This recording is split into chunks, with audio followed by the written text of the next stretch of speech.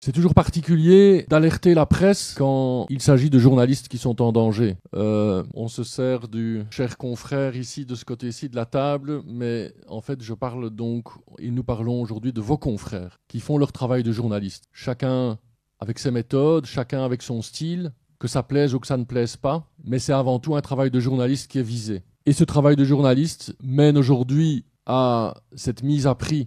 On se croirait au Far West, Dead or Alive, 4 millions de dollars. Et le deuxième communiqué qui, rien de moins que cela, fait une saisie immobilière sur les biens de mon client, M. Pero Luara. Pero Luara est un journaliste qui a été reconnu réfugié par la Belgique en septembre 2024. Nous savons comment la Belgique procède pour les examens des demandes d'asile et que le taux de reconnaissance de la qualité de réfugié sur base de la Convention de Genève est assez faible. L'examen est rigoureux et il faut vraiment démontrer que dans son pays, on craint pour sa sécurité, sa liberté, voire sa vie. Et Pero Luara a été reconnu réfugié. Il a été entendu pendant plusieurs heures au commissariat général aux réfugiés en ma présence. Et la réponse du commissaire général aux réfugiés, organe indépendant en Belgique, il a été reconnu réfugié sur base de la Convention de Genève. Qu'est-ce que ça veut dire ? Ça veut dire que Pero Luara obtient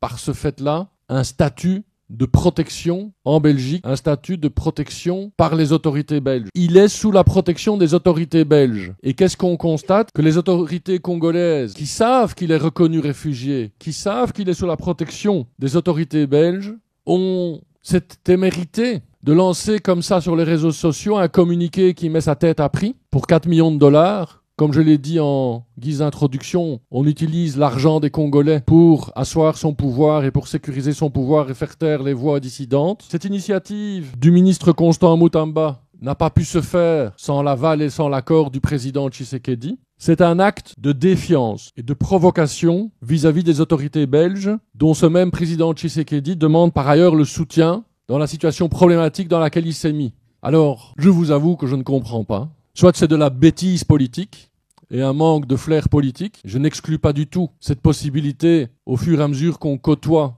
le président Tshisekedi. Soit c'est quelqu'un qui est tellement sûr, à tort ou à raison, du soutien indéfectible de la Belgique, tel qu'on l'a vu après l'élection, la dernière élection, où la Belgique s'est réjouie, l'a félicité de son élection, ce qui est toujours particulier de prononcer ces mots pour un président qui n'a jamais gagné une seule élection.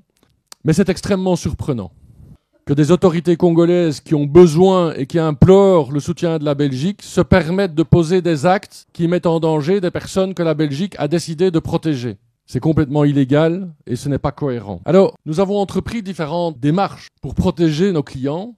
Une de ces démarches, c'est qu'une plainte a été déposée contre X. Il ne faut pas chercher longtemps ni être Sherlock Holmes pour voir qui est derrière le X. Plainte a été déposée contre X. Le parquet fédéral est alerté.